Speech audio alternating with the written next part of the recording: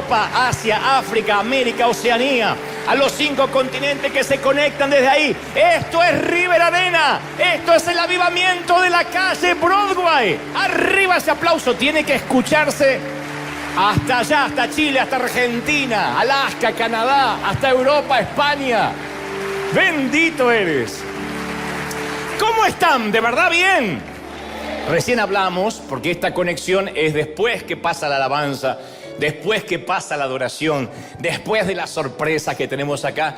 Y siempre dice, transmitan todo, pero hay cosas que son para la casa, hay cosas que se disfrutan aquí, que tienen que ver con la experiencia, así que tienes que hacer planes para venir a conocernos algún día.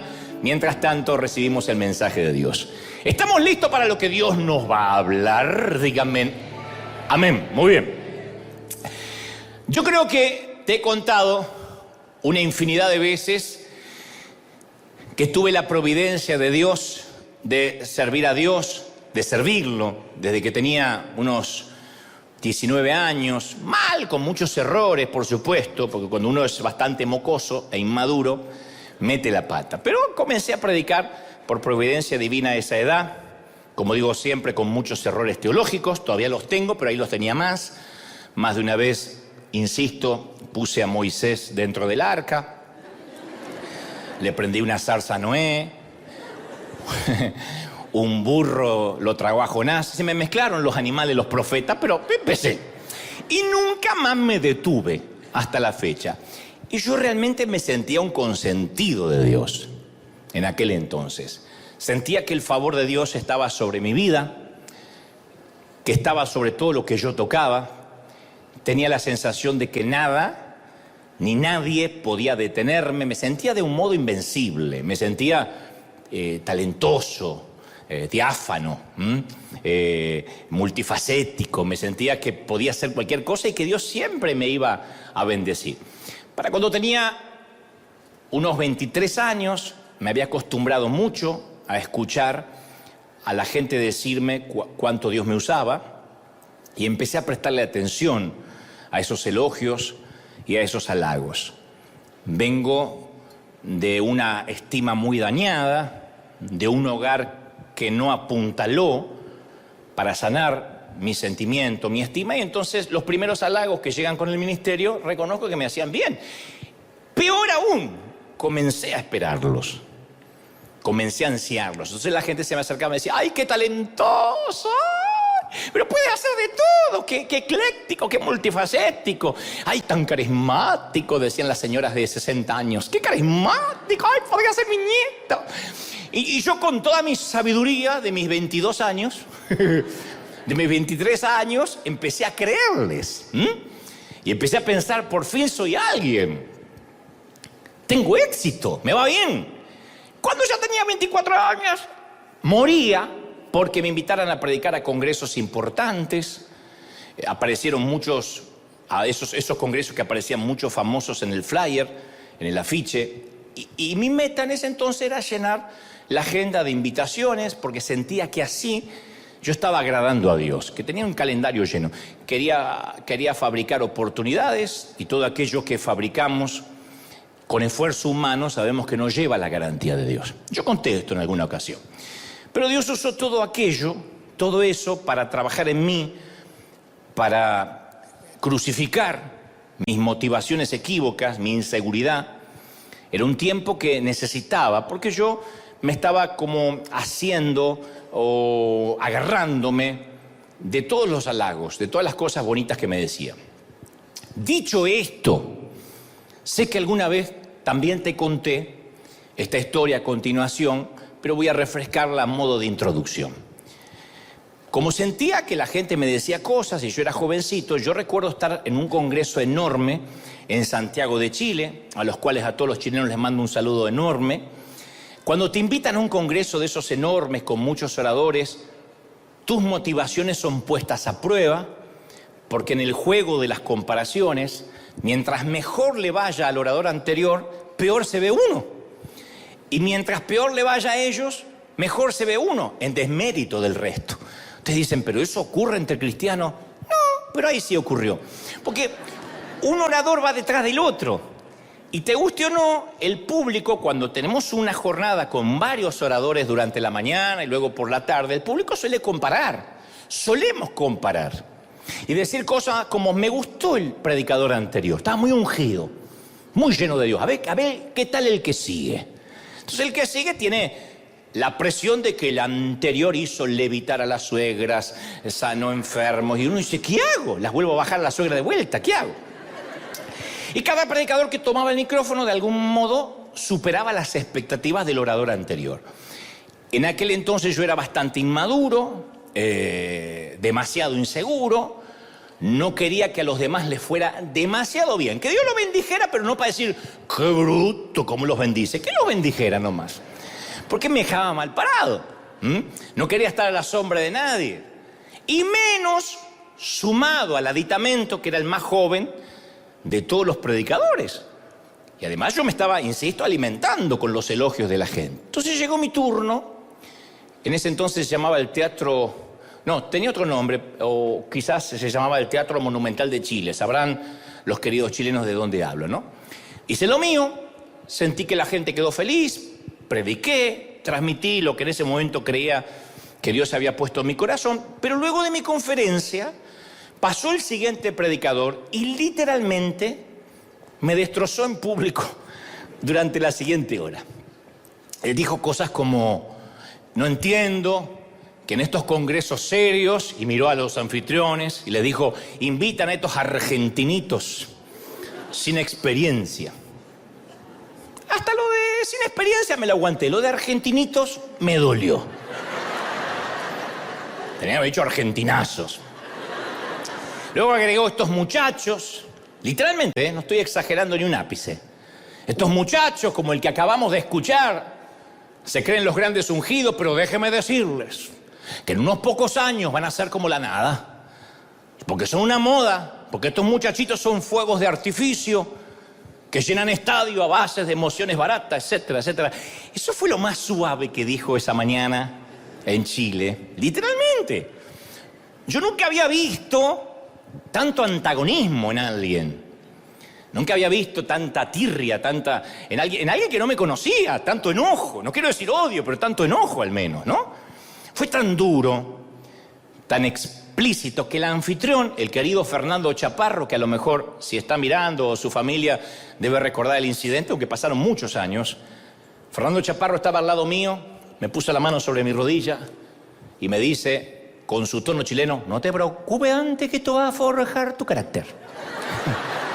Te preocupes antes que esto va a forjar tu carácter. En esos momentos uno no quiere esos consejos, pero te lo agradezco porque era lo que Dios estaba haciendo. Pero en ese momento decías, ¿cómo? ¿Cómo? Si es una vergüenza, es una humillación pública. Pero él me dijo, Dios va a forjar tu carácter mediante esto. Y luego, con el transcurrir de los años, para no dejar la historia inconclusa, ese mismo predicador que masculló todo tipo de epítetos y adjetivos contra mí en público, terminó invitándome a su país, a su propia iglesia. Y por supuesto que fui. El argentinito fue. Y el argentinito y el caballero fuimos a cenar juntos.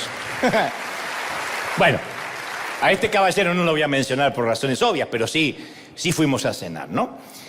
Pero aquel día me hizo acordar aquella historia donde una vez un estudiante del seminario subió a predicar con mucha confianza, muy petulante, y bajó humillado porque le fue mal.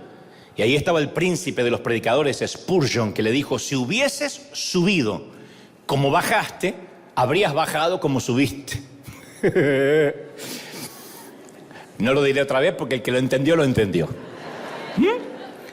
Entonces, mientras no estemos crucificados a las opiniones de los demás, mientras no estemos crucificados a la opinión que el resto tiene de nosotros, no vamos a poder cumplir con nuestro destino. Y ese día, hace muchos años, y agradezco que fue en ese momento, y no ya cuando fui más maduro o más grande, yo aprendí que no era tan talentoso como me decían las hermanas.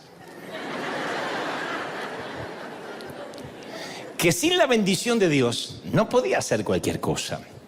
Y aquellas palabras amargas ese día de aquel predicador traspasaron mi corazón. Y regresé a Argentina, desdeñado, abochornado, devastado, muy avergonzado. Y aún así fue una suerte de serendipia. Serendipia es cuando uno encuentra algo que no estaba buscando mientras buscaba otra cosa. Yo estaba buscando el halago de la gente y encontré otra cosa. Por eso digo, fue una serendipia. Fue encontrarse con algo distinto a lo que yo estaba buscando. Y tenía que pasar esa prueba antes de avanzar a la siguiente fase en el camino hacia mi destino. Y me da mucho gusto que Dios no nos reprueba para siempre. A veces imagino, ¿qué tal si ese día Dios hubiese dicho reprobado? Este tipo no sirve. Porque en cuanto lo humillaron en público, se desbastó y ya no quería seguir predicando. Yo tendría 0 y tendría un reprobado, una F en todas las páginas de mi vida. Pero cada vez que nosotros fallamos, Dios no nos reprueba, sino pone rehacer, rehacer. Yo tenía una maestra que decía rehacer, de vuelta, rehaga, vaya de vuelta, y nos ponía en rojo rehaga. El Señor nos permite volver a tomar la prueba hasta que la pasamos. En la vida con el Señor es así. ¿Por qué? Bueno, porque solamente cuando pasamos bien la prueba es que podemos entrar al destino con Él, el que Él preparó, los sueños que Él planificó para nosotros. Entonces, rehacer. Él tiene una paciencia. Dios usó a aquel predicador para enseñarme que Él no podía confiar en mí, que no me iba a dar Dios más responsabilidad si mi vida estaba fundada en la opinión de la gente, para bien o para mal.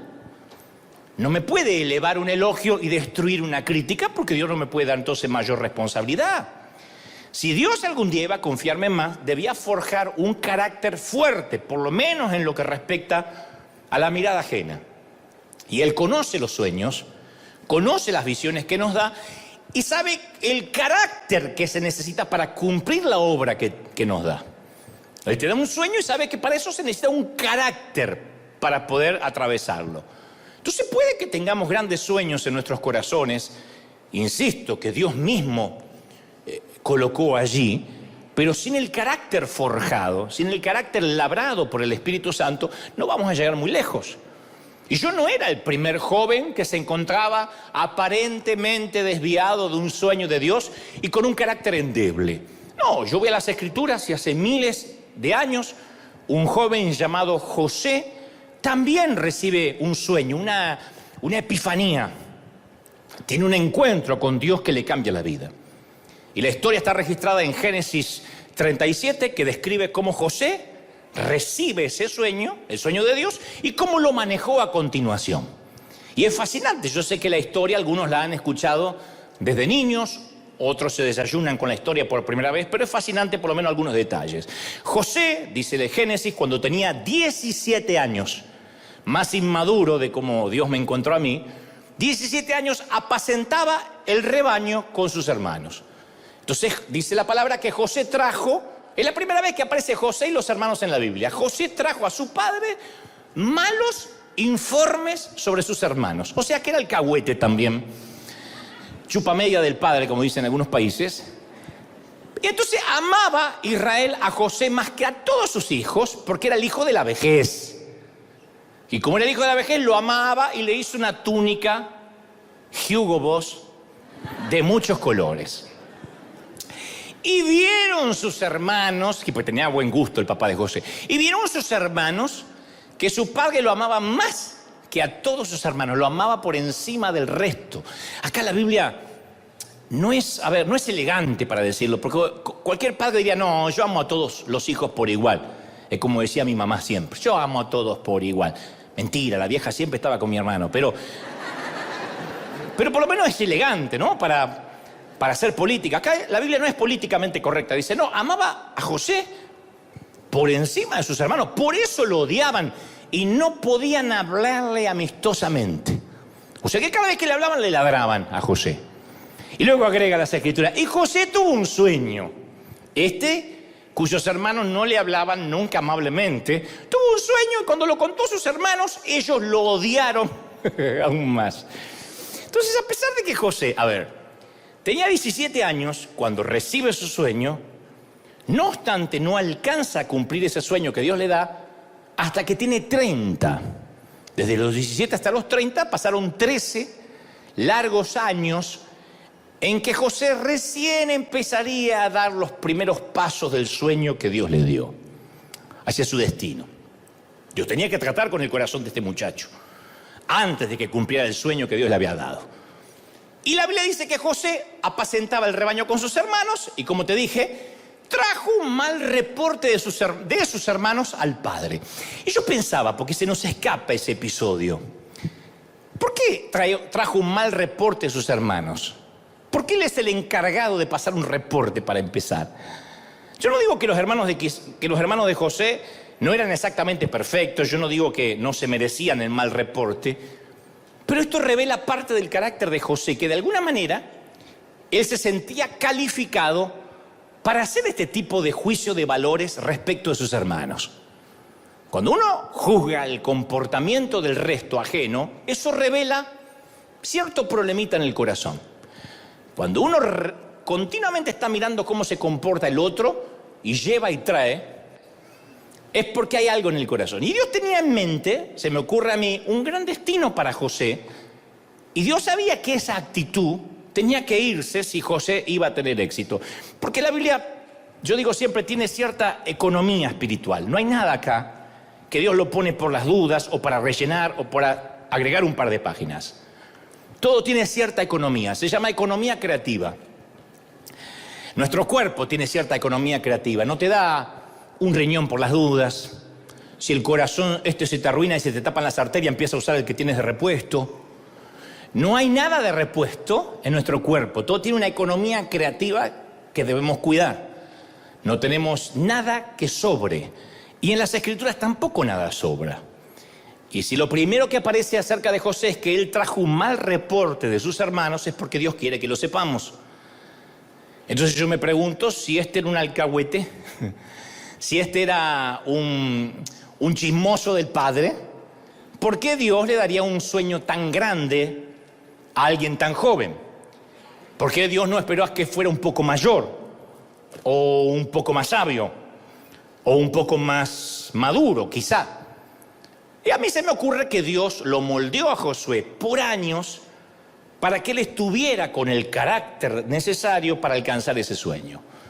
Porque nunca hay que olvidarse de la promesa de Filipenses 1:6. El que comenzó en vosotros la buena obra, la perfeccionará hasta el día de Cristo Jesús. Él no te deja. Alguien tiene que aplaudir más que eso si dice, sí, Él está tratando conmigo. ¡Aleluya! Él no te deja. No nos deja hasta que no haya terminado. Ahora, a veces parece que estamos atrapados entre un sueño que Dios nos da y el destino. Entonces ahí es cuando uno dice, ¿por qué estoy atrapado? ¿Por qué si tengo un sueño? ¿Por qué siento que Dios me inspiró, me equipó, me da tanto deseo de hacer cosas y todavía no las estoy haciendo? Parece que uno queda atrapado en el tiempo, en un bucle de tiempo. Pero no es que estamos atrapados, sino que Dios ya está trabajando en nuestro corazón y nuestro carácter. Y vamos a seguir pasando determinadas pruebas de manera crónica y repetitiva, solo que en niveles diferentes de la vida. Es similar a las matemáticas en la escuela. Las matemáticas, uno las rinde en tercer grado, hace la prueba y dice, bueno, ya nunca más voy a estudiar matemáticas. No, en cuarto grado vuelve matemáticas. En quinto grado regresa matemáticas y cada vez más difíciles. Con esas cuentas y esos problemas que nunca yo pensé que me iban a servir para algo y de hecho nunca me sirvieron para nada. Nunca entendí en qué me sumaría en la vida. Se van a revolcar mis maestras en la tumba, pero ¿de qué serviría en la vida aprender un problema de regla de 3 compuesta? Pero bueno, tenía que estudiar. Y yo decía, ya terminé matemáticas, y en sexto grado volví a matemáticas. ¿Por qué? Porque en diferentes niveles uno va aprendiendo otros conocimientos.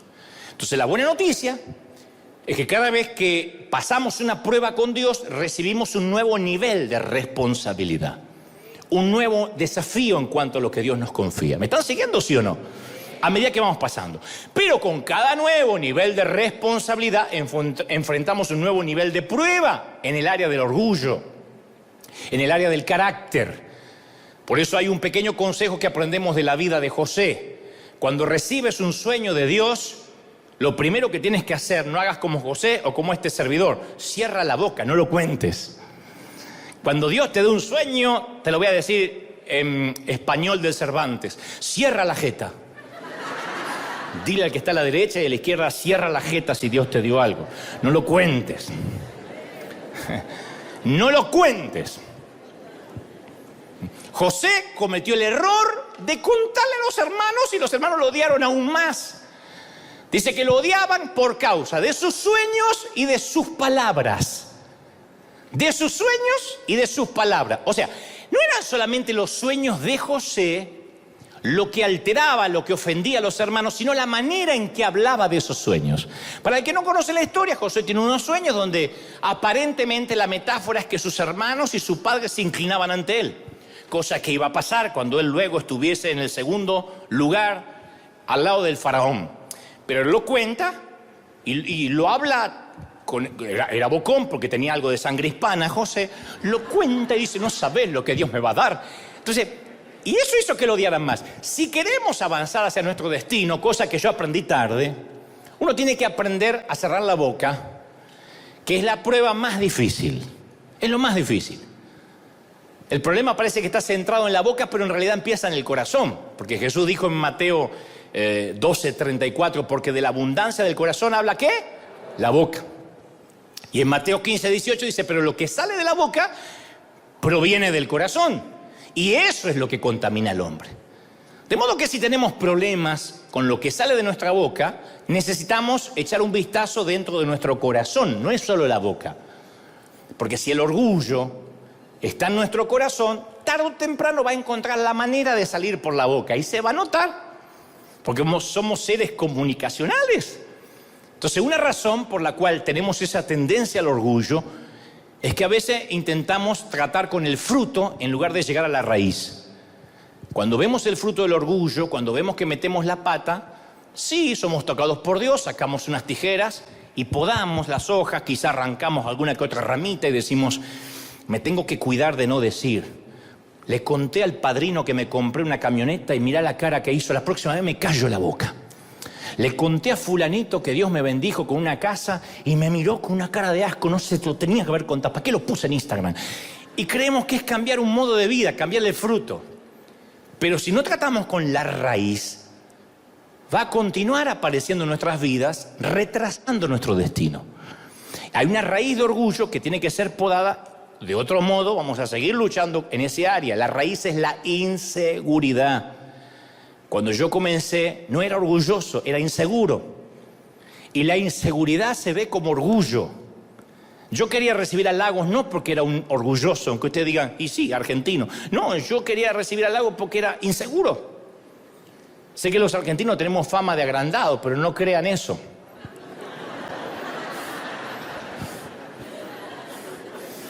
Había una tumba en Argentina que decía, aquí yace un argentino y un hombre humilde.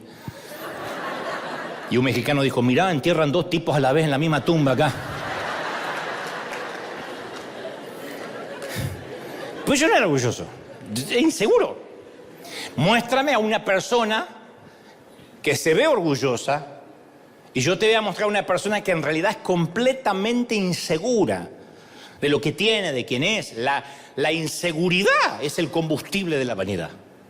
Es la inseguridad, esa es la raíz. Eso es lo que hay que ver. Eso es lo que Dios tuvo que sanar conmigo. Porque para escuchar un predicador que hablaba literalmente de mí, no es que a lo mejor por elevación trató de hablar de ti. Él dijo, estos argentinitos, no bien yo abandoné el estrado. Para soportar eso, uno tiene que estar seguro. Eso, un inseguro, como era yo, me liquidó. Porque la inseguridad nos hace sentir que tenemos que hacerle saber a todos quiénes somos y lo que hemos logrado, que sepan exactamente cuán especiales somos. Y detrás de esa inseguridad está el miedo, el temor a que no nos acepten, a que no nos valoren, a que no nos estimen. Por eso cuando los inseguros tienen que abandonar un ministerio, porque a veces Dios lo pide, a veces Dios nos cambia de dirección, nos cambia la directriz. Los que están inseguros, al recibir un cambio de Dios, sufren una crisis importante.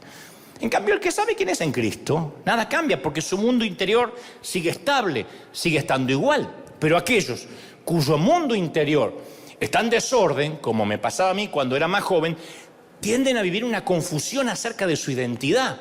Yo ese día dije, soy soy un fraude, soy un fiasco, no predico nunca más. Literalmente dije, no predico más. No voy a pasar esta vergüenza nunca más en mi vida. Y eso porque a mí me costaba separar lo que yo hacía con quien yo realmente era.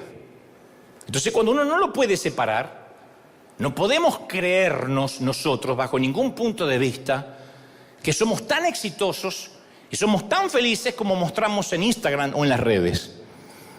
Nosotros no somos una foto con filtro. Nosotros tenemos arrugas, varices, estrías, celulitis. Que no se vean es otra cosa. Pero no somos lo que mostramos en las redes. Cuando olvidamos quiénes somos, comenzamos a distorsionar nuestra verdadera identidad. Y eso es porque tomamos identidad, asignamos identidad respecto a lo que hacemos. Pero hay un defecto en esa lógica, que nuestros logros no son lo que nos hacen valiosos. Lo que hacemos para Dios no nos hace valiosos. Los sueños, aunque provengan de Dios, no nos dan valía, no nos definen. Lo que nos define es que somos hijos del Rey comprados por la sangre de Jesucristo. Hagamos o no hagamos. ¿Lo crees de verdad, sí o no? Esa es nuestra identidad. Eso es quienes somos. ¿Quién eres? Alguien comprado por la sangre de Cristo. Entonces uno tiene que afianzarse. Parece una obviedad, parece infantilismo, pero lo olvidamos. Es lo que nos llena apenas llegamos al camino de Cristo y después nos deja de llenar. No nos alcanza haber sido salvos.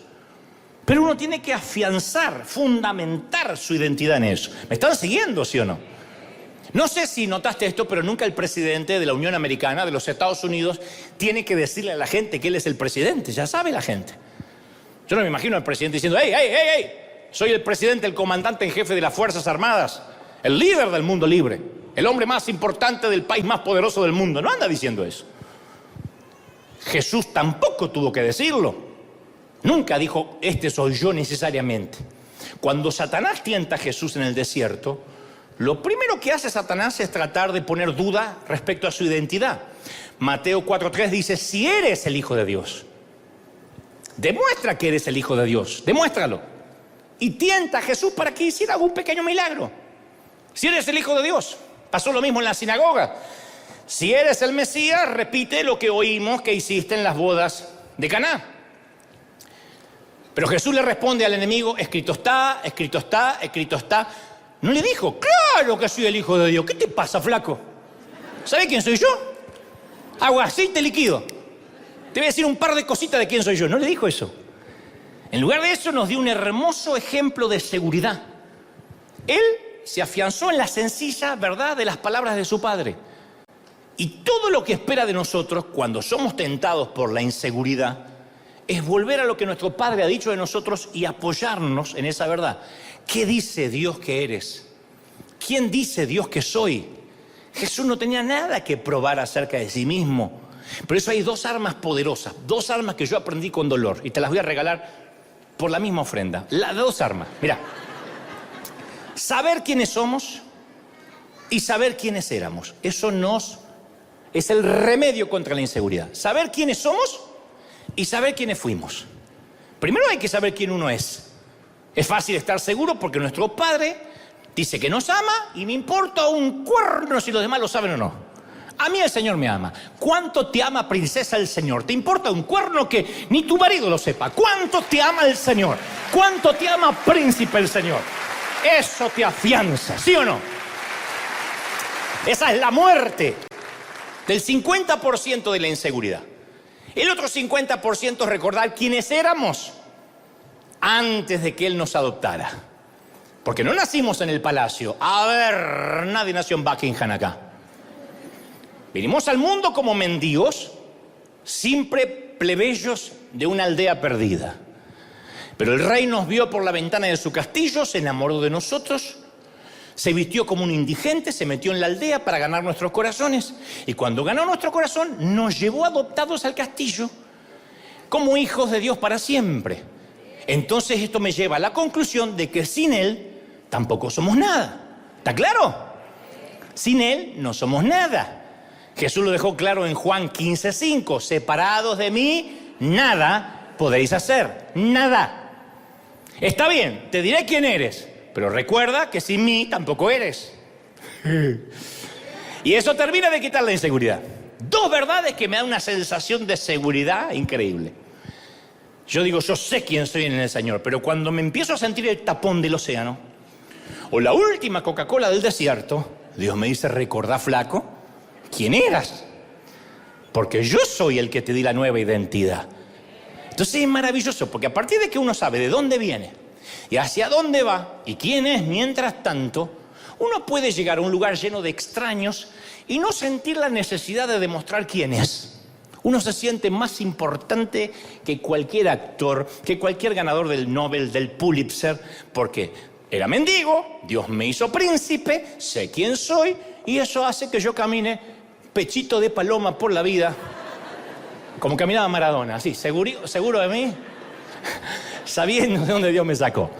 Entonces, no tenemos que buscar el sueño, sino al dador del sueño que nos da la identidad. Y cuando uno tiene identidad se sana, la inseguridad se va. Porque cuando uno se enamora del sueño, te diré lo que pasa. Yo me había enamorado del sueño y cuando uno se enamora del sueño, uno va a pasar una larga temporada, long time. Me siento Maldonado metiendo palabritas en inglés. Salud. Vamos a pasar una larga temporada en el pozo. Oigan, vamos a pasar una larga temporada en el pozo, cuando uno en la cisterna, cuando uno se enamora de los sueños. Porque Génesis 37, 17 dice, cuando ellos lo vieron de lejos, los hermanos, el padre manda a José y dice, anda a ver tus hermanos qué están haciendo, tráeme un reporte. Y este dice, sí, y va a traerlo. Cuando ven de lejos, tramaron contra él para matarlo. Y se dijeron unos a otros, ahí viene el soñador. Así que vamos a matarlo, vamos a arrojarlo a uno de los pozos y diremos, una fiera lo devoró. Después interviene otro hermano llamado Rubén y le dice, no lo matemos. Vamos a hacerle creer a papá que está muerto, pero no le quitemos la vida, tráigalo en el pozo. Y yo siempre he escuchado cómo se ha demonizado a los hermanos de José, porque arrojaron al niño en un pozo. Pero dicen que es sinvergüenza, qué canallas. Y no desestimo lo que hicieron. Estoy consciente que le tenían envidia. La envidia es como la mujer que ronca. Más vale despertarla que sentirla.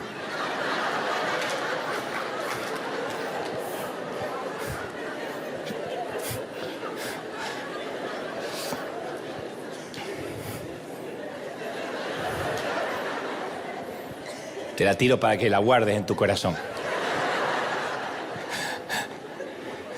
La envidia concluye en, esta persona tiene lo que yo quiero. ¿Ah? Yo quisiera tener su inteligencia, su apariencia, o su ministerio, o su pareja, o su clase, o su dinero.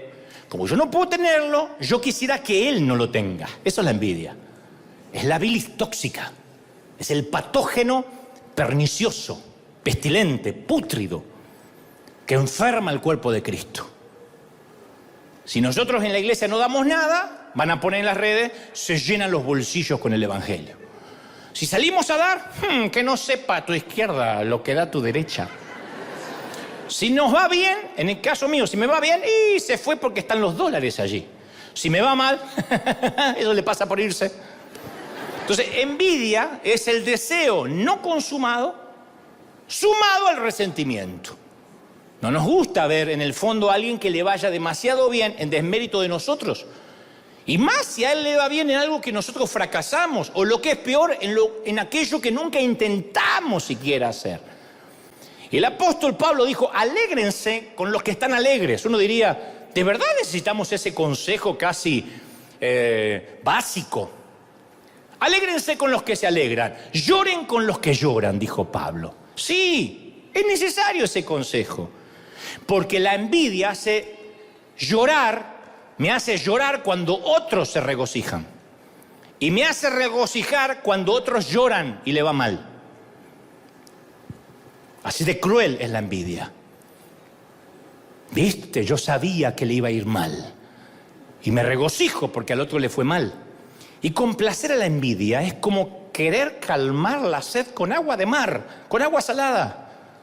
No obstante, cierro el paréntesis de la envidia de los hermanos de José, yo por un ratito quiero ser el abogado del diablo y defender un ratito a los hermanos de José, o al menos demostrar que no son tan culpables como se ve a primera vista de las desgracias de José. Primero hay que convenir, a ver si estamos de acuerdo en esto. No voy a insultar vuestra inteligencia, así que sé que van a entenderme. Hay que convenir que no podemos avanzar hacia nuestro destino al menos que salgamos de un pozo, del pozo en el que caímos. Los hermanos de José lo meten en un pozo. No lo matan, lo tienen allí y le hacen creer al padre que murió. Ahora, si queremos salir de los pozos de la vida, es importante entender por qué caímos en el pozo, si no, no vamos a salir. Hay muchas razones por las que terminamos en pozos. No importa en cuántos pozos estés ahora. Podrías estar, de hecho, en varios pozos a la vez. Podrías estar en un pozo respecto a tus finanzas. Nunca sales de ahí. Siempre endeudado. Pagando el mínimo de las tarjetas y viendo qué impuesto vas a pagar, cuál no pagas, cuál es el servicio que no te cortan sin pagar. Podrías estar viviendo en un pozo en el matrimonio, en algo que no se arregla nunca. En un pozo en el ministerio. No ves fruto a pesar de años de esfuerzo, o en un pozo en tu salud. Sales de algo y te metes en otra cosa. Terminó la tos y empieza la fiebre. Terminó la fiebre y te descubren otra cosa. Y sientes que estás en una cisterna en cuanto a tu salud. Entonces, señores, la pregunta no es si Dios puede librarnos o no del pozo. La pregunta es si comprendemos antes que nos libre por qué caímos en el pozo. Y ustedes dirán, ¿y por qué voy a caer? ¿Porque mis hermanos me tiraron? Y esa mentalidad de víctima que se adopta en la actualidad es culpar siempre a los demás de nuestros problemas. Y entonces le damos a los demás la autoridad para sacarnos del pozo. Si los demás fueron culpables de tirarme ahí, son los únicos que también pueden sacarme de ahí. Le estoy otorgando un poder al otro cuando me pongo en víctima. Si fue tu esposo, tu esposa quien te lastimó y la culpa es de él, entonces le estás dando un poder que, así como te lastimó, es el único que podría sanarte. Es fácil culpar de nuestro problema o nuestro pozo a nuestros padres, a nuestros cónyuges, al pastor o hasta al gobierno. Mira, la mayoría tuvimos una infancia difícil. Y si tus padres te rechazaron cuando eras un bebé, hay un momento que uno tiene que decir, bueno, mira, lo siento mucho, pero ya está. Hay un momento que uno tiene que superarlo. No puede llorar toda la vida. No me quisieron cuando bebé. Supéralo. Es que apenas pasé los 54 y no lo puedo superar. Toda una vida. Entonces, hay momentos que hay que dejar ese incidente atrás y mirar hacia adelante. Aun cuando los pecados de la familia fueron los que te arrojaron al pozo. Ellos no son los responsables de que estés en ese pozo. Ella no. ¿Cuánto voy a culpar yo a mi papá? Mi papá era un alemán frío. Mi mamá estaba enferma cuando yo era chiquito. Ya está, lo puedo contar para bendición de la gente, para ver cómo la resiliencia o uno puede salir adelante con la ayuda de Dios, pero ponerme en víctima, ¿cuánto tiempo? Somos los únicos responsables de salir del pozo. Del pozo económico, del pozo de la salud, del pozo matrimonial, del pozo ministerial. ¿Me están siguiendo, sí o no? Entonces conozco mucha gente que siempre el problema es los demás. La gente me envidia. O sea, no es la forma en que actúo, no es la forma en que yo me comporto, no es la forma en que hablo, no es la forma en que trato a los demás. No, los demás están contra mí. ¿De verdad? No soy responsable de nada. Mis hermanos me odian y me detestan porque simplemente tengo una túnica de colores. ¿De verdad? ¿No sumé nada a esa túnica? Entonces uno necesita considerar si somos el problema, si somos parte de la razón por la que estamos en el pozo.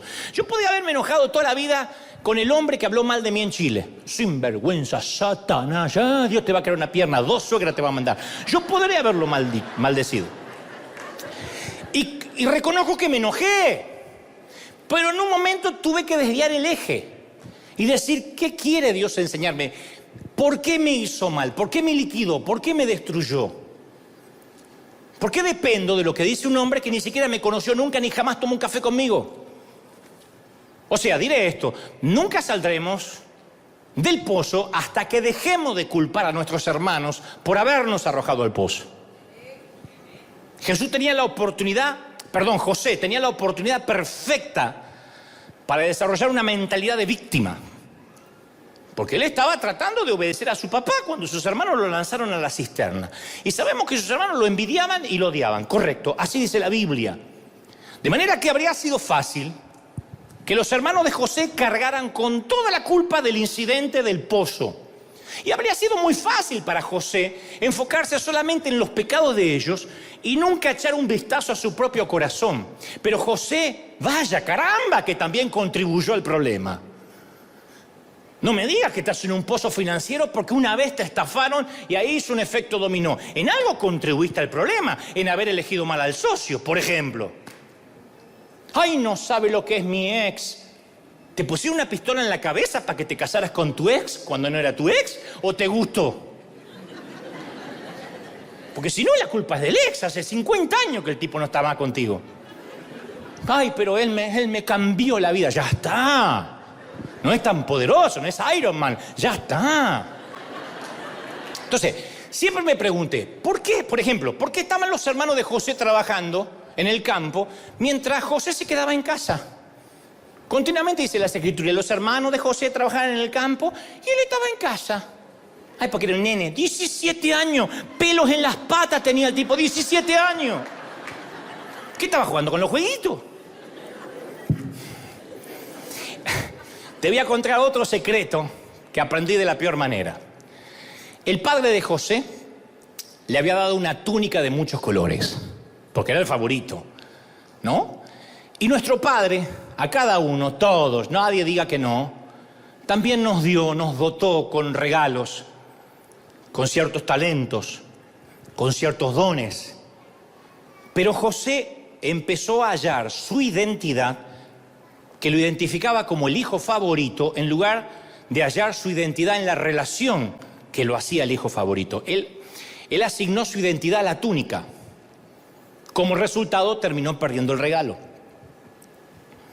Génesis 37, 17 dice que sucedió que cuando José llegó a sus hermanos, lo despojaron de su túnica de colores que llevaba puesta, lo tomaron y lo echaron en el pozo.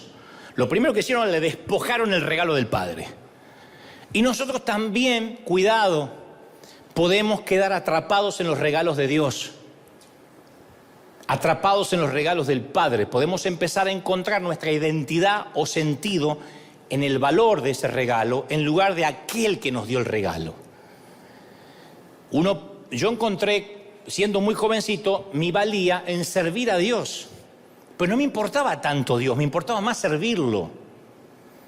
El glamour, los elogios, los viajes que venían con eso. Yo me enamoré. ¿El regalo era genuino? Sí, el regalo era de Dios, yo no podía haber hecho nada sin él. Pero me enamoré tanto de la túnica de colores que ya no me importaba quién me la había regalado, era mi túnica. Y cuando uno hace eso, cuando uno se enamora más de servir que de ser, termina arriesgando con perder ese regalo. Ahora te voy a aclarar algo importante. El padre que le dio el regalo no fue el que se lo quitó. No te estoy diciendo que Dios te quitará un don. José perdió su túnica por medio de sus propias acciones. Él lo perdió porque estaba orgulloso de lo que esa túnica representaba. Entonces, cuando Dios nos da regalos, Él tampoco nunca nos lo va a quitar. Nunca. La Biblia dice que los dones y el llamamiento de Dios son irrevocables. La Reina Valera antigua dice que son dones sin arrepentimiento. Romanos 11, 29. Lo que Dios te dio no te lo quitará nunca, nunca.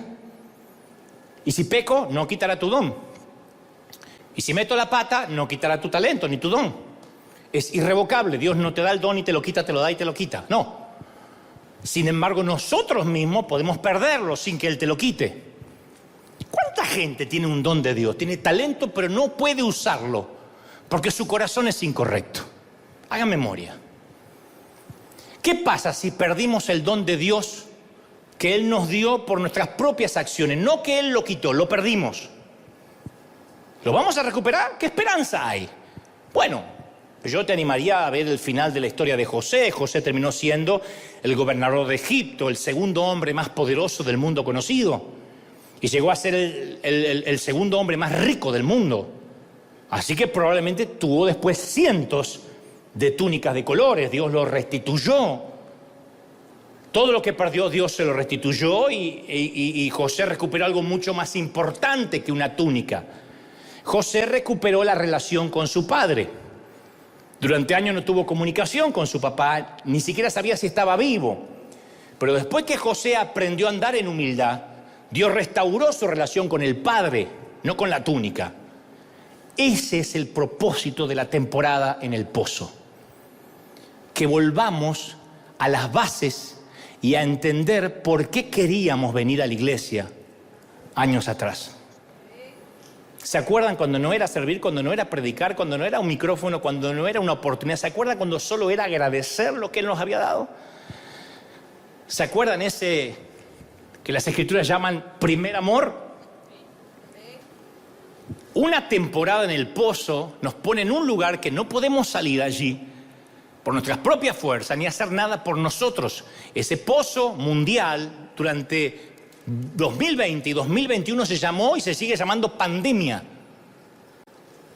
Dios metió a las iglesias en una pandemia, en un pozo donde ni los pastores pudimos hacer mucho.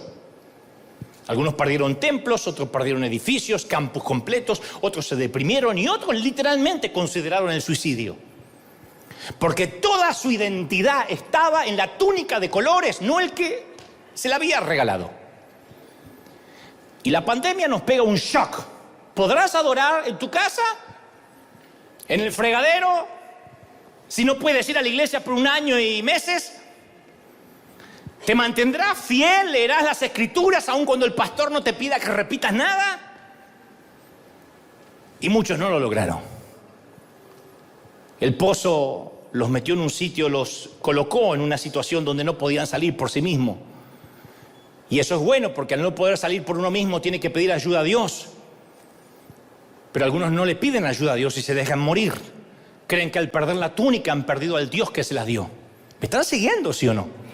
Entonces quiero que sepas que no importa dónde estés ahora, aun si el pozo lo cavaste tú mismo, Dios es suficientemente grande para sacarte de ahí. No es difícil para Dios sacar a la gente de los pozos. Dios se deleita en sacar a sus hijos de los pozos. A eso se dedica.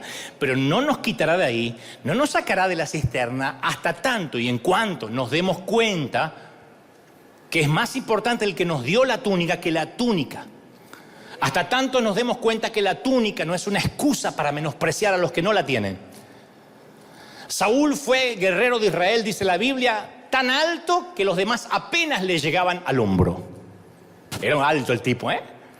Y dice que desde más arriba veía a los demás. Y yo una vez te dije, sí, es lindo, mirar desde arriba tiene su encanto, no me digas que no. Cuando viajas en avión y te toca viajar en business, no me digas que no tiene su encanto pasar por todos los que van a ir en el gallinero allá atrás. Y te sientas delante y pides rápido un jugo de naranja en un vaso de vidrio y lo muestras así porque el otro va a tener vaso de plástico. Y tienes un baño para 8 y atrás hay un baño para 300. Toma. Cuando viajamos a El Salvador para la toma de posesión del presidente Nayib Bukele, que también te lo relaté, el presidente puso todo su aparato de seguridad para mí. No paré en los semáforos, 2 días, no paré en los semáforos, no hice fila, no pasé por seguridad. Llegué al aeropuerto, me estaban esperando por aquí, señor, por aquí, señor. ¿El pasaporte? No hace falta el pasaporte. ¡Oh! ¿Paso por seguridad? No, dije, ¿por qué no traje más cosas? Pero no tenía que abrir puertas, ¿de verdad?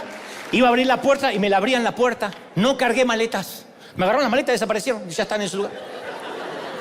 No entraron a vestirme porque soy pudoroso, si no me hubiesen vestido. Me pusieron custodia, motos, un ejército que me abría paso. Yo iba. Por un par de días fui el segundo a bordo del Salvador. Tomá, por 2 días. No sabés lo que era. El único más importante que yo en El Salvador era el presidente electo. Porque yo iba a orar por el presidente, así que me pusieron todo el aparato gubernamental para mí. Saludé al presidente saliente, le dije, vamos, así nos vamos apurando, rápido. Llevan muchos años, ¿eh? Vamos que tenemos con Nayib que tomar posesión. Bueno, y yo pensé, yo puedo acostumbrarme a esto. ¿Sabes lo que es? Que el GPS te muestra, el GPS te muestra que hay 40 minutos de tránsito. Yo digo, pero son 40 minutos, no vamos a llegar. No, está toda la custodia allá afuera. Literalmente, 4 minutos. Llegamos. Las motos iban haciendo pateando a la gente. Bueno, yo no me alegraba que las patearan, pero digo... Me sentía como en un boliche, así, tirando... Y después llegué acá. Ni al carpool pude ir, porque venía solo. La carroza se me transformó en calabaza, en zapallo. Pero durante 2 días fue maravilloso mirar tan alto que los demás apenas me llegaban al hombro. Por eso entiendo por qué a los políticos les cuesta tanto soltar el poder. Y es maravilloso que el Padre nos regale una túnica de colores. Es maravilloso. Pero la arrogancia es un equipaje que no podemos llevar. Y conste, Dios no desaprueba la arrogancia, ¿eh? A Dios no le desagrada la arrogancia. Dios la aborrece. No es que la desaprueba, no te la recomienda, la aborrece. Lo que nos produce una comida llena de larvas es lo que la arrogancia le produce a Dios. La arrogancia y la soberbia aborrezco, Proverbio 8:13. Abominaciones a Jehová todo altivo de corazón, Proverbios 16:5. No os hagáis nada por vanagloria, Filipenses 2:3. Cesen las palabras de los arrogantes de vuestra boca, 1 Samuel 2:3. Dios resiste a los soberbios, 1 Pedro 5:5. Antes de la caída, la altivez, la arrogancia de espíritu, Proverbios 16:18. Jehová asolará la casa de los soberbios, Proverbios 14:25. No hay un solo episodio en que Dios diga, yo la tolero, yo entiendo, es una debilidad. Dios la aborrece. ¿Sabe por qué? Porque no hicimos nada que justifique nuestra arrogancia. Nada que justifique nuestra inmodestia, nuestra petulancia. No hicimos nada. Somos el mosquito que va en la oreja del buey y dice, estamos arando.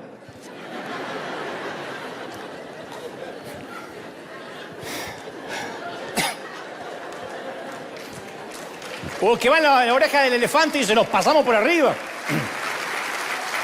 No le dan premios al lienzo que el pintor usa. No hay un Pulitzer para la tinta que utilizó el periodista. No hay diplomas para el escarpelo que usó el cirujano. Son instrumentos. Nunca le van a entregar un premio Nobel a un escarpelo, a un bisturí. ¿Por qué? Porque no somos merecedores del aplauso, somos los instrumentos. Y no es que Dios tiene un problema de ego, porque a veces lo pintamos como que a Dios le cuesta compartir su ego. Nosotros tenemos el problema de ego.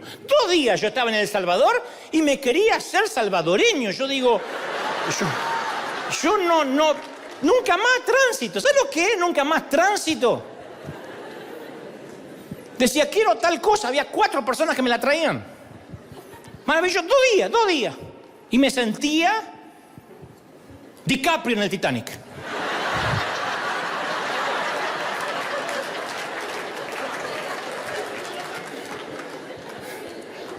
Él sabe que no podemos administrar la túnica de colores. Él sabe que el elogio nos atrofia el cerebro y torpemente pensamos que se trata de nosotros y olvidamos que somos polvo, que somos rescatados del pecado. Por eso dije, a ver, te va a sanar quién eres en Dios, perfecto, pero también tienes que recordar quién eras sin Dios. Porque cualquiera que se enaltece será humillado y el que se humilla será enaltecido, San Lucas 14:11. Entonces, con la misma intensidad que Dios aborrece la arrogancia, ama la humildad. Le da honra, dice, a la honra la precede la humildad. Le da sabiduría, dice, a los humildes, con los humildes está la sabiduría. Nunca van a ver ustedes un tipo sabio y orgulloso. Porque si es sabio y orgulloso, alguna de las dos cosas son falsas. Es como decir, es reggaetonero y hace buenas letras. Una de las cosas son falsas, o no es reggaetonero o las letras no son de él. Le da dirección, enseñaré a los mansos su carrera. Le da gracia, Dios le da gracia a los humildes. Le da belleza, dice, hermoseará a los humildes con la salvación. Nunca dice hermosearé al orgulloso. Y Dios ofrece para cada uno gozo. Dios nos da una cuota de alegría. Pero como una vez te conté, uno puede ir a un congreso, a un concierto, conforme lo que te gusta presenciar, y tener el gozo del oyente. Uno puede ir a un estadio de fútbol a jugar a Messi, a Ronaldo, pero sufrir porque uno no es Messi ni Ronaldo. O compartir el gozo del jugador o del orador. Uno puede ir a un congreso profético, a una iglesia y decir, yo quiero ser como él, o como ese cantante. Pasa el hombre en el fútbol, en la oratoria, en la dialéctica, en la música, y comparte su don, y todos nosotros agradecemos por prodigar ese don, por compartirlo con nosotros. Sin embargo, hay una forma de perderse el gozo de ir a un concierto, de ir a un partido, de ir a una iglesia, y es desear que fuera uno el que está en la cancha. Y capaz que algún día voy a estar en la cancha jugando, pero ahora no es mi temporada. Y te lo digo por experiencia. Yo iba a grandes cruzadas y las disfrutaba, pero después me amargaba porque yo quería ser el predicador y Dios tenía que tratar con ese corazón equívoco. Porque uno se empieza a comparar con la alegría que tiene Él.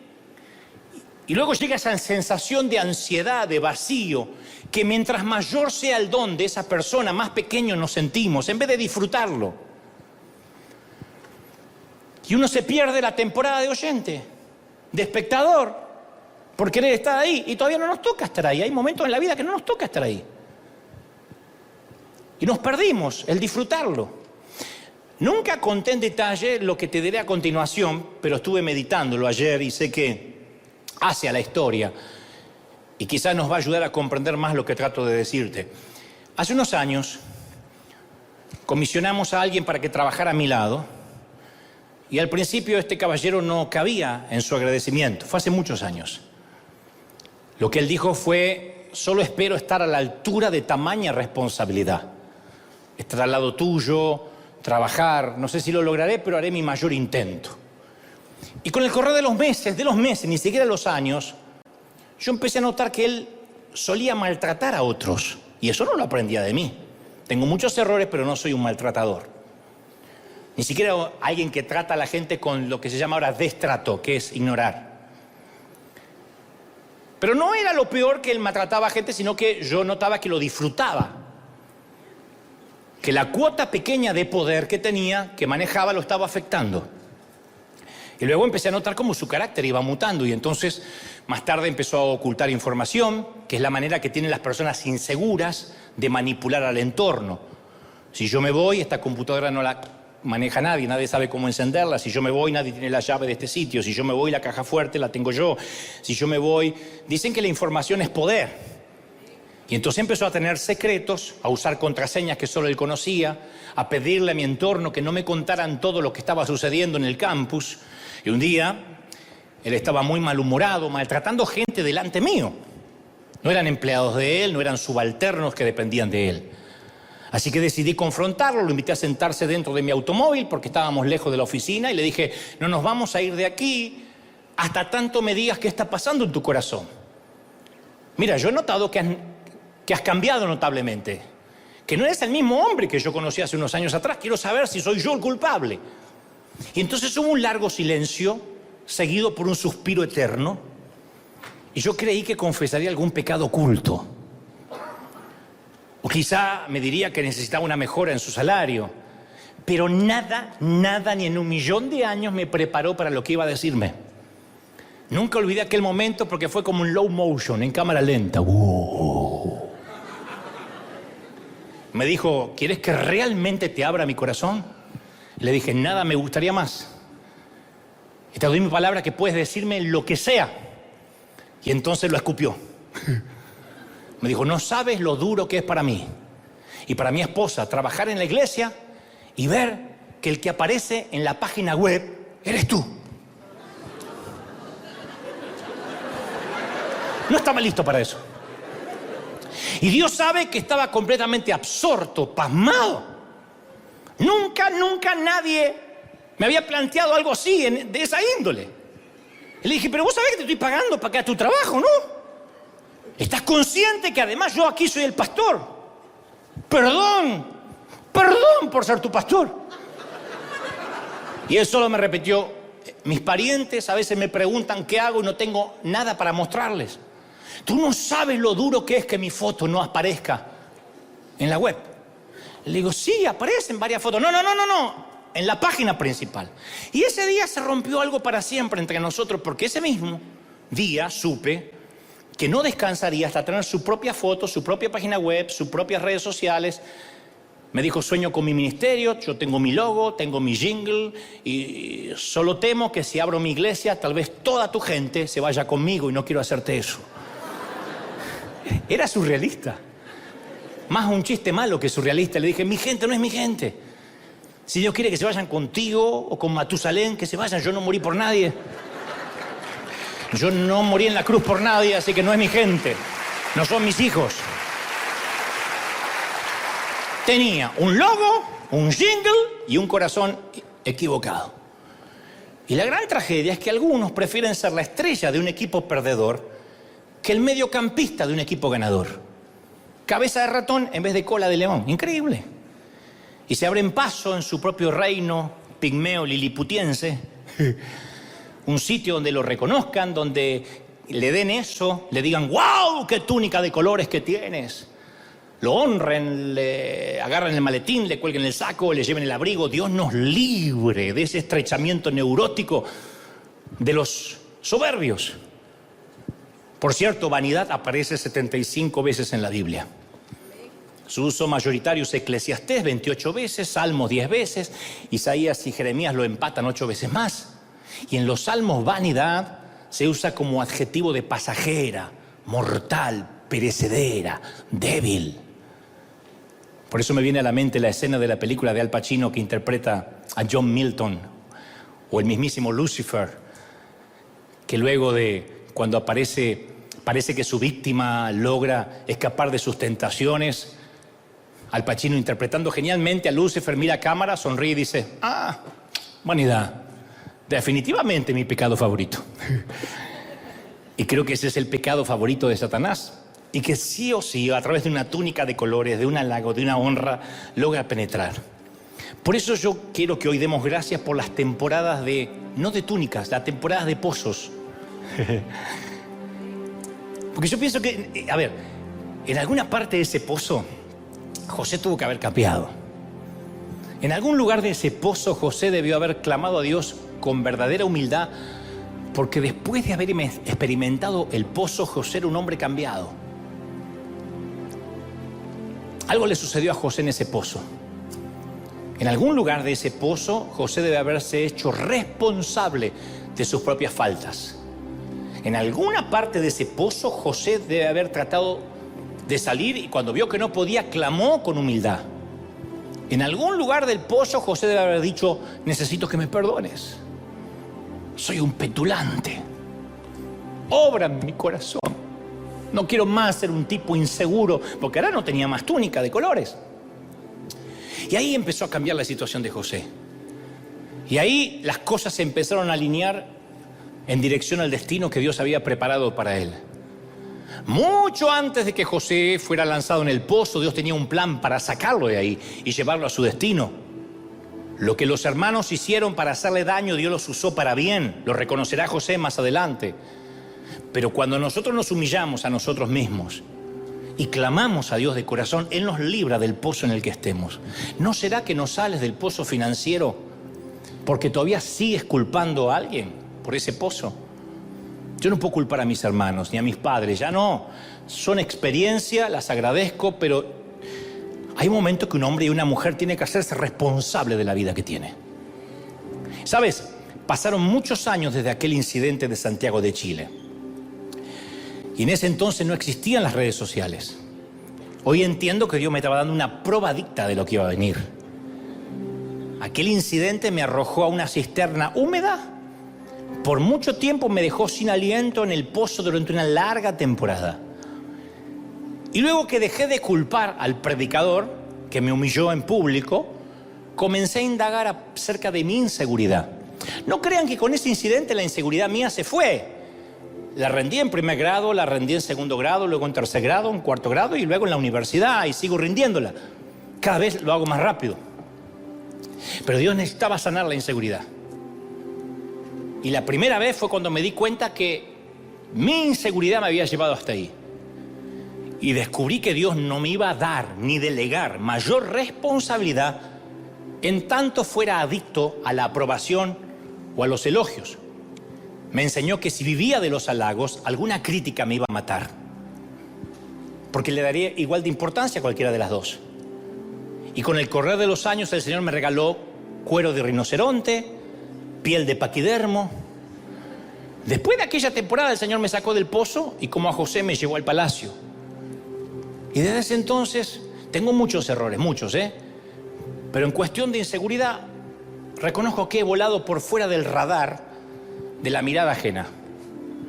Me importa un cuerno, de verdad. No es que ando groseramente por ahí, pero me importa un cuerno. Fíjate lo que piensa fulano de tal, no le agradaste a menganito, no podría hacer nada. Y durante estos años he transitado solo pensando en el auditorio de una sola persona, de Dios, viéndome. Porque si le temo a Dios, no le temo más a nada, ni le temo a nadie. Y eso de algún modo me ha hecho indestructible. Desde luego, insisto, tengo muchos defectos, desde luego. Dios está lejos de terminar conmigo, como contigo. Pero te doy mi palabra que ya no le otorgo al enemigo el gusto de hacer uso de su pecado favorito. El Señor me ha hecho libre y te quiere hacer libre en esta mañana. Dale un aplauso al Señor de señores, dale un aplauso al Rey de Reyes. Celebra al Rey que está en casa, bendito eres.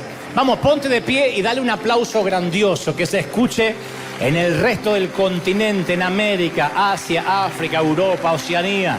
Que lo escuche España, que lo escuche la República Argentina, que lo escuche México, que lo escuche El Salvador, Colombia, Honduras, Dominicana, Perú, Paraguay, Uruguay. Ese aplauso tiene que escucharse en todo el continente. ¡Bendito sea Dios! Di conmigo, junto con miles del otro lado, di conmigo: Señor Jesús, fuerte, te recibo en mi corazón, perdona mis pecados, entra en mi vida, sana mi inseguridad. Ahora, anota mi nombre en el libro de la vida. Vamos, levanta las manos, quiero orar por ti.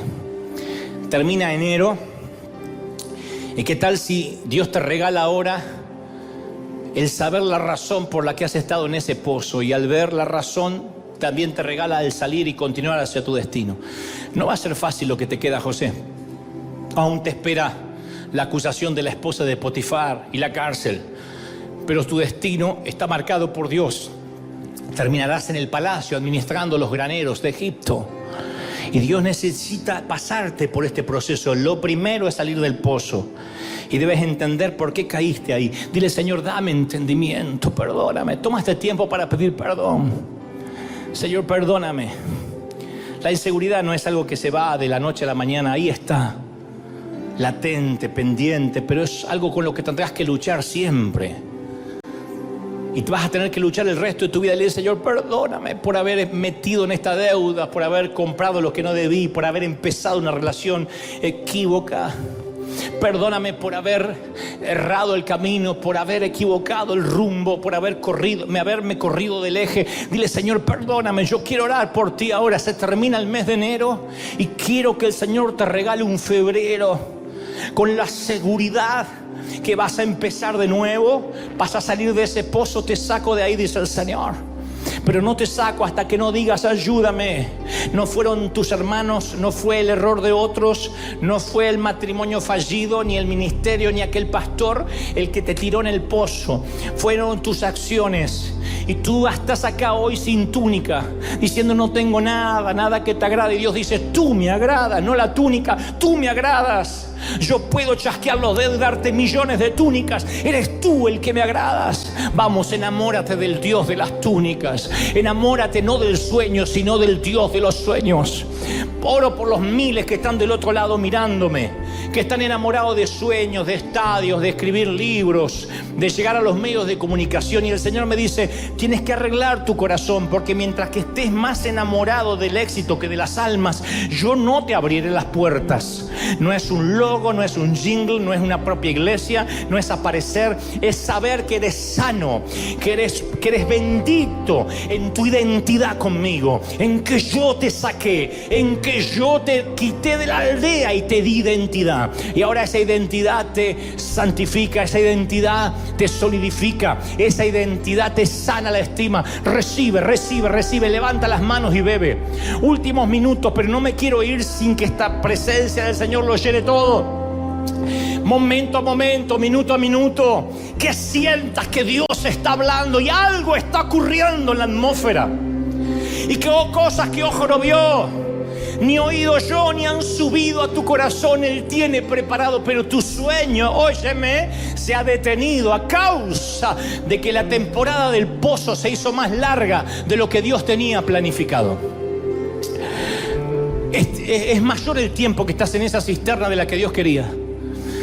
Pero tú no has salido porque has culpado a quienes te arrojaron ahí. Ahora libérate de ellos. Dile: Señor, yo estoy aquí por mi propia cuenta. Yo estoy aquí por mis errores. Y cuando digas eso, yo te aseguro que seguirá el proceso hacia el palacio. El Señor te sacará de ahí.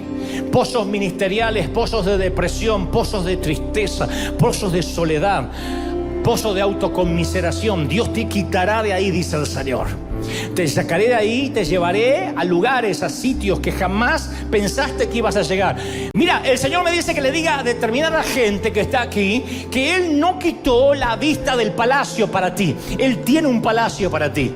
Metafóricamente hablando, Él te pondrá, te sentará con reyes, te sentará con príncipes. Hay cubiertos, hay una vajilla preparada para ti. En la mesa de Egipto hay un sitio donde Dios te pondrá. Pero en el proceso, Dios sanará tu estima. En el proceso, Dios sanará tu corazón. Y entonces allí escucharás críticas y halagos.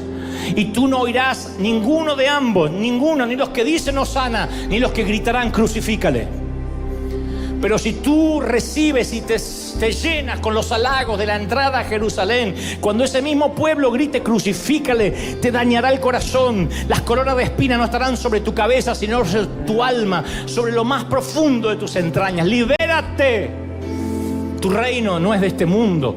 Libérate de la opinión de la gente. Vamos, quita la opinión. Vuela por fuera del radar. Vuela por fuera del radar, donde la gente no pueda ubicarte, donde no sepa qué haces, donde no sepa qué piensas, donde no sepa nada de ti ni tus proyectos. Cierra la boca con tus sueños. Hay gente que ha recibido sueños y el Señor me muestra claramente, porque lo he vivido, que esos sueños se han estancado a causa que has contado esos sueños a gente poco espiritual. Y ellos soltaron espíritus de envidia, de celos. Ellos empezaron a poner trabas y eso te desanimó, te desalmó, porque tú empezaste a creer lo que esas voces decían, y es que contaste el sueño a quien no debías. Dios dice: cierra la boca. Es que yo voy a llevarte donde quiero. Yo me empeciné con tu vida. No te dejo hasta que no haya hecho contigo lo que dije que iba a hacer. No termina ni siquiera este mes. No termina este mes. Mañana es 31. No termina el mes hasta que veas incluso de que yo no he cortado el plan contigo. Yo no he retirado mi mano de ti. Mi mano no se ha cortado sobre ti. Yo te bendigo, dice el Señor. Yo estoy contigo, dice el Señor. Yo voy a levantarte y llevarte del pozo hasta el palacio. Te voy a bendecir, te voy a restaurar, te voy a sanar la estima. River será una iglesia de sana estima, de corazones sanos, de gente con emociones saludables. Yo te bendigo, River, recíbelo en el cuerpo, en el alma, en la mente y en el espíritu. Amén, amén y amén. Gloria a Jesús. Dale un aplauso al Señor si lo crees. Y al resto del mundo, firme como talón de oso. Nos vemos. ¿Cómo te ama el Señor? Nos vemos el domingo que viene.